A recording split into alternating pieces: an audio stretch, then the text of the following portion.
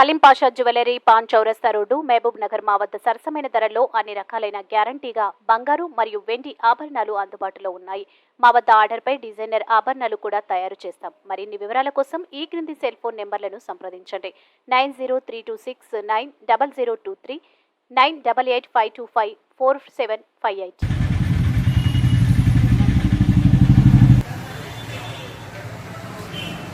अस्सलाम वालेकुम नाज़रीन, NH टीवी में आप सभी का इस्तकबाल है।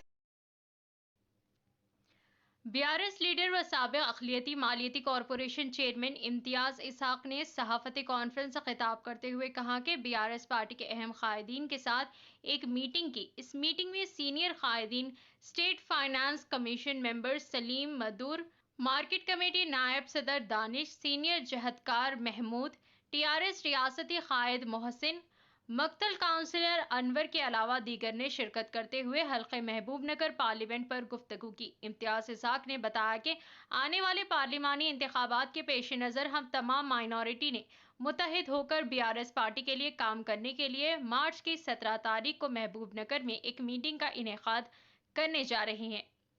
इम्तियाज़ इसहाक ने कहा कि कांग्रेस पार्टी जो अपने आप को सेक्युलर पार्टी के तौर पर पेश करते हैं, लेकिन हकीकत में वो सेक्युलर पार्टी नहीं है।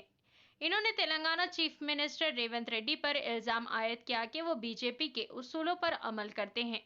आदिलाबाद में वज़ीर आज़म नरेंद्र मोदी को बड़े भाई के अलक़ाब से नवाजा। इस अलक़ाब के बाद मुसलमानों में नाराज़गी पैदा होने की वजह से महबूब नगर इजलास में मोदी के डी अल्फाज के इस्तेमाल किए। इन्होंने कहा कि रेवंत रेड्डी हकीकत में मोदी के छोटे भाई हैं।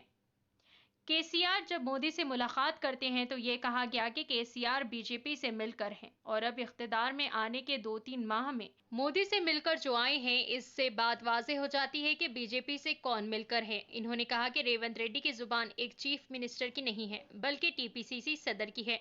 तेलंगाना हासिल कर लाने वाले केसीआर पर जो जुबान दराजी की है वो मुनासिब नहीं है। इन्होंने कहा कि कांग्रेस हुकूमत को ख़त्म करने का केसीआर का कोई इरादा नहीं है। रेवंत रेड्डी को अपनी हुकूमत पर भरोसा नहीं है, इसीलिए वो बार बार हुकूमत को गिराने की बात कर रहे हैं। बीआरएस पार्टी को हुकूमत गिराने का कोई इरादा नहीं है।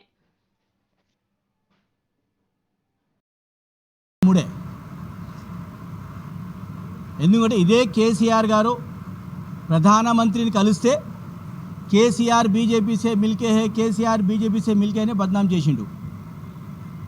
ఇప్పుడు 2.5 monthsలో నువ్వు బీజేపీతో తీసుకొచ్చిన పనులు చూస్తే నువ్వు కలిసి ఉన్నావా, కేసీఆర్ సాబ్ కలిసి ఉన్నావా ప్రజలకు తెలవాలి. ఇదే డిఫెన్స్ ల్యాండ్ గురించి 9 సంవత్సరాల నుంచి కేసీఆర్ గారు, కేటీఆర్ గారు వందల సార్లు మోదీ గారి కానీ రాజ్నాథ్ సింగ్ గారిని రిప్రజెంట్ చేస్తే బీజేపీ చేయలే. కానీ అదే రేవంత్ రెడ్డి ముఖ్యమంత్రి గారు పోయి ఒక్కసారి రిప్రజెంట్ చేస్తే ఆ డిఫెన్స్ ల్యాండ్ అప్పచెప్పింది. అయితే ఎవరు కలిసినట్టు? ఇప్పుడు నిన్న మహబూబ్ నగర్కి వచ్చి మాట్లాడిండు ముఖ్యమంత్రి. ఒక ముఖ్యమంత్రి హోదాలో మాట్లాడే వ్యక్తి అది. ఇప్పుడు కూడా ఆయన PCC అధ్యక్షుడు అనుకుంటున్నాడు. ఒక తెలంగాణ తీసుకొచ్చిన వ్యక్తి ఈరోజు తెలంగాణ ప్రజలు ఆయనకు బాపు, మహాత్మా గాంధీ ఎట్లానో తెలంగాణకి మా బాపు అని ఆ ఉద్దేశంలో మనం పబ్లిక్ మాట్లాడితే, ఒక ముఖ్యమంత్రి ఉండి ముఖ్యమంత్రి స్థాయిలో ఉండి కేసీఆర్ గారికి మాట్లాడే భాష అది. రేవంత్ రెడ్డి గారు బీఆర్ఎస్ పార్టీ మెంబర్షిప్ 60 లక్షలు. ఒక్కసారి గమనించండి. మీరు అంటున్నారు అయితే మీరు యాక్చువల్లీ డిప్రెషన్లో ఉన్నారు. అయితే మీకు తెలిసిపోయింది. అయితే నా కాలం ఎక్కువ కాలం లేదు, నేను పార్లమెంట్ ఎలక్షన్ తర్వాత నేను ఉంటానో లేదో, నా పక్కకి కోమటిరెడ్డి ఉన్నాడు, ఇక్కడ ఉత్తమ్ కుమార్ రెడ్డి ఉన్నాడు, అవతల నుంచి వస్తే పొంగిరెడ్డి శ్రీనివాస్ రెడ్డి ఉన్నాడు, మళ్ళీ ఎవరు నా కాలు గుంజుతారని చెప్పి నీ భయం నీకుంది.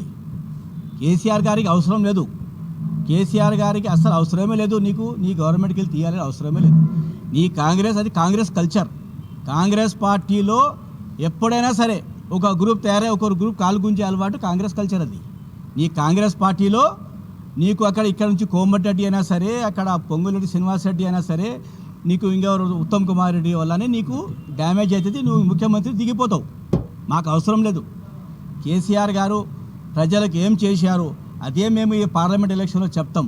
ముఖ్యంగా నిన్న వచ్చిన మహబూబ్ మీటింగ్కి వచ్చిండు. మహబూబ్ నగర్ గురించి ఒక్క ప్రపోజల్ లేదు. మహబూబ్ నగర్ ఎమ్మెల్యే గారు కనీసం రేవంత్ రెడ్డి గారు సీఎం వచ్చిన తర్వాత నా మహబూబ్ నగర్ ఇది కావాలని అడగలేదు. అయితే మీటింగ్ దేని కొరకు? కేవలం టిట్టనికే మీటింగా? ఒక ముఖ్యమంత్రి వచ్చి అభివృద్ధి గురించి మాట్లాడతారా, లేకపోతే టిట్టనికే మీటింగ్ పెడతారా? 2-3 విషయాలు నేను ముఖ్యంగా తెలంగాణ ముస్లిం సమాజానికి చెప్పాలనుకుంటున్నా. ఏకైక ముఖ్యమంత్రి ఇప్పుడు వరకు తెలంగాణ క్యాబినెట్లో ముస్లిం లేరు. ఎందుకు లేరు ముఖ్యమంత్రి గారు చెప్పాలి.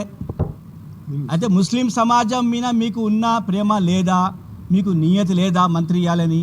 ఒకవేళ మీకు మంత్రి ఇవ్వాలని నియత ఉంటే ఆ ఎన్ఎస్వైకి ఇచ్చిన అబ్బాయి ఎమ్మెల్సీ ఒక ముస్లింకి ఇవ్వచ్చు కదా. ఒక ఎన్ఎస్వైలో పనిచేసిన అబ్బాయి మీద నీకు అంత ప్రేమ ఉంది, కానీ ముస్లిం సమాజం నీకు ప్రేమ లేదు.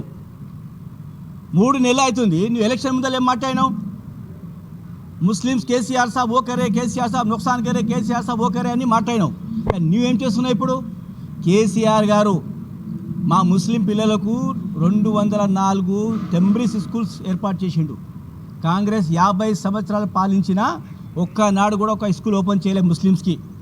మా కేసీఆర్ గారు చేశారు.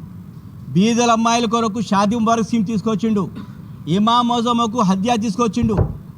ఎంతోమందికి స్కాలర్షిప్ 20 లక్షలు వేరే కంట్రీకి పోయి చదవాలంటే 20 లక్షలు ఇచ్చిండు. అట్టడు చూస్తే మనం 8 ఇయర్స్లో అయితే 10 ఇయర్స్ పాలిస్తే 2 ఇయర్స్ కరోనాలో పోయింది. 8 ఇయర్స్లో 11,380 crores ఓన్లీ మైనారిటీస్ పైన ఖర్చు పెట్టిండు కేసీఆర్ గారు. నువ్వు ఏం చెప్పినావు ముస్లిం డిక్లరేషన్లో? 4,000 కోట్లు పెడతా అన్నావు. ఏడ పెట్టిండు? 2,200 కోట్లు కేసీఆర్ గారు పెడితే నువ్వు ఓన్లీ 60 కోట్లు యాడ్ చేసి 2,260 crores మైనార్టీ బడ్జెట్. ఎక్కడున్నా నీ మాట? కేసీఆర్ గారు 10 మందికి ముస్లిమ్స్కి కార్పొరేషన్ చైర్మన్ ఇచ్చిండు. 5 మంది మైనార్టీకి సంబంధించిన కేటగిరీ, 5 మంది non minority category. Industrial corporation కానీ, మీకు ఖాదీ బోర్డు కానీ చేసిండు. కానీ మీరేం చేశారు? మంత్రి లేకపోయే, కార్పొరేషన్ చైర్మన్ ఇవ్వకపోయే, నువ్వు మైనారిటీకి ఏం చేస్తుంది? నేను మీటింగ్లో మహబూబ్ నగర్లో ఎక్కువ మంది ముస్లిమ్స్ ఉంటారు. ఒక్క మాట ముస్లిం గురించి చెప్పలే ముఖ్యమంత్రి గారు. ఏ ముఖం చూసి ఓటాడతావు? అయితే అసెంబ్లీలో కేసీఆర్ గారు నిజాం పాలన గురించి తారీఫ్ చేసిన వ్యక్తి కేసీఆర్ గారు. అదే నిజాం పాలన గురించి వ్యతిరేకంగా మాట్లాడుతారు రేవంత్ రెడ్డి. ముస్లిం సమాజం గమనించాలేది. తెలంగాణ గవర్నమెంట్ లోగోలో చార్మినార్ బొమ్మ, కాకతీయ బొమ్మ ఉంటే ఆ బొమ్మను చూస్తే నాకు గులాం గురి యాదవ్ అన్నాడు ముఖ్యమంత్రి. అయితే ముస్లిం సమాజాన్ని ఇన్సల్ట్ చేస్తున్నా లేదా చేస్తున్నాడా? ముస్లిం సమాజాన్ని గమనించాలి. ఒక సెక్యులర్ వ్యక్తి కేసీఆర్ గారు ఒక సమాజానికి ఒక సెక్యులరిజం తీసుకొచ్చి మనము ఒక గౌరవించుకుంటూ పోయిన కేసీఆర్ గారు రంజాన్ పండుగ వస్తే గవర్నమెంట్ తరఫున ఇఫ్తార్ పార్టీ ఇవ్వడం, బట్టలు పంచడం. ఇప్పుడు ఆయన రంజాన్లా కావాలని తీసుకొచ్చిండా తెలియదు. రేవంత్ రెడ్డి గారు ఎలక్షన్ కోడ్ రంజాన్లోనే వస్తుంది. అయితే రంజాన్ మాసంలో గవర్నమెంట్కి వెళ్ళి ఇఫ్తార్ పార్టీ లేదని ఎలక్షన్ కమిషన్ ఇచ్చింది. అయితే ఇది కూడా రేవంత్ రెడ్డి చేయాలి అనుకుంటున్నాను నేను. అయితే రేవంత్ రెడ్డి గారికి ముస్లిం పైన ఏ విధంగా ప్రేమ లేదు. ఖచ్చితంగా రాబోయే పార్లమెంట్ ఎలక్షన్ తర్వాత ఏక్నాథ్ షిండే కాబోయే రేవంత్ రెడ్డి గారు. ఖచ్చితంగా ఇది తిరుగుతుంది. మాకు ఎలాంటి అవసరం లేదయ్యా, నీ ప్రభుత్వం పూలకొట్టడం మాకు అవసరం లేదు. నీ పక్క ఉన్న నీ చూసుకో. నీ పక్క ఉన్న మంత్రులు కోమటిరెడ్డి గారు కానీ, పొంగురెడ్డి శ్రీనివాసరెడ్డి గారు కానీ, తర్వాత మాకు ఉత్తమ్ కుమార్ రెడ్డి గారు చూసుకోండి. ఒక్కటే చెప్తున్నా, రేపు సమాజంలో బీజేపీ నరేంద్ర మోదీని ఆపాలంటే కేవలం రీజనల్ పార్టీ వల్లనే ఇది సాధ్యము. భారతదేశంలో కనీసం 14-15 రాష్ట్రాల్లో రీజనల్ పార్టీసే గవర్నమెంట్లో ఉన్నారు. ఒకవేళ మోదీ గారిని ఆపాలంటే ఓన్లీ రీజనల్ పార్టీస్ వల్లనే సాధ్యం. అది కాంగ్రెస్ పార్టీ ఏ కోణ ఉంచి రాహుల్ గాంధీ ప్రైమ్ మినిస్టర్ అయ్యే అవకాశమే లేదు. 40 సీట్లు మొత్తం భారతదేశంలో 40 సీట్లు దాటారు కాంగ్రెస్ పార్టీకి. మహబూబ్ నగర్లో కాంగ్రెస్ పార్టీ 3rd ప్లేస్లో వస్తుంది, చూసుకోండి మీరు. వంశీ చంద్రారెడ్డి గారు ఏముందండి ఇప్పుడు పాలమూరు న్యాయ పోరాటం ఏం పోరాటం అండి? మరి ఇంతకుముందు మీరు 10 సంవత్సరం ఉన్నప్పుడు కిరణ్ కుమార్ రెడ్డి ఉన్నప్పుడు మీరు అప్పుడు చేయలేదు. మళ్ళా పాలమూరు మహబూబ్ నగర్ జిల్లాకి అన్యాయం జరిగినంటే అది కాంగ్రెస్ ప్రభుత్వంతోనే అన్యాయం జరిగింది. కేసీఆర్ గారు వచ్చిన తర్వాత పాలమూరు లిఫ్ట్ ఇరిగేషన్ కానీ ఎన్నో మనకు తీసుకొచ్చిండు. ఈరోజు ఏ కాన్స్టిట్యున్సీ పోయినా మీకు పార్కులు చూసుకోండి, రోడ్స్ చూసుకోండి, ట్యాంక్ బండ్ చూసుకోండి, మీరు ఎన్ని కావాలి చూసుకోండి, మీరు ఐటీ హబ్ చూసుకోండి, మీరు ఏం చేయలేండి. ఇప్పుడు పాలమూరు రంగారెడ్డి ప్రాజెక్ట్ పోయి చూసి వచ్చిండు, కళ్ళు కనిపించలేదా, పని అయింది ఆడ. ఇప్పుడు జూపల్లి కృష్ణారావు గారు అంటున్నారు కేసీఆర్ మోదీకి హక్కు లేదు ఓటు అడగనికే. మళ్ళీ ఎవరికి ఉందబ్బా హక్కు అడగనికే? మళ్ళీ మీరు కాంగ్రెస్ వాళ్ళు 10 సంవత్సరాలు ఇంతకుముందు పాలించారు కదా, మళ్ళీ మీరు ఏం చేశారు? మళ్ళీ మీరు ఓటు ఎట్లా అడిగారు? పార్లమెంట్లో ఖచ్చితంగా ముఖ్యంగా ముస్లిమ్స్ మాత్రం, ఎందుకంటే మోదీని ఆపాలంటే కేసీఆర్ వల్లనే చెప్పి ముస్లిం సమాజానికి అర్థమవుతుంది. రేవంత్ రెడ్డి గారు చేసిన 2.5 monthsలో ముస్లిం సమాజానికి అన్యాయం చేసిండు. అది ఖచ్చితంగా ఇప్పుడు పార్లమెంట్ ఎలక్షన్ బిఫోర్లోనే ఇది ఇంత అటిట్యూడ్ ఉంది. పార్లమెంట్ ఎలక్షన్ తర్వాత పూర్తి ముస్లిమ్స్ తొక్కుతాడు రేవంత్ రెడ్డి గారు. ఇది ముస్లిం సమాజం గమనించాలి. పార్లమెంట్ ఎలక్షన్ తర్వాత ఆయనకు ఏం భయం ఉండదు.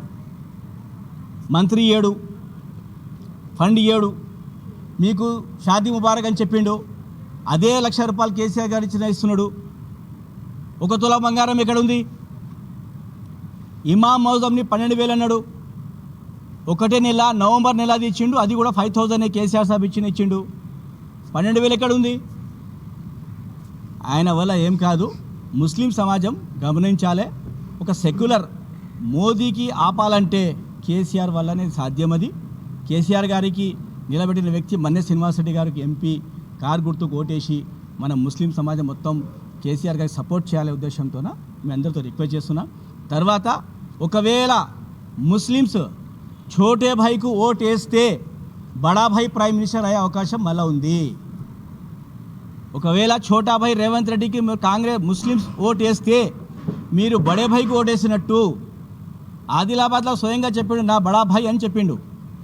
ఒకవేళ ముస్లిం సమాజం రేవంత్ రెడ్డికి ఓటు వేస్తే బడా భాయ్ మోదీకి సపోర్ట్ చేసినట్టు.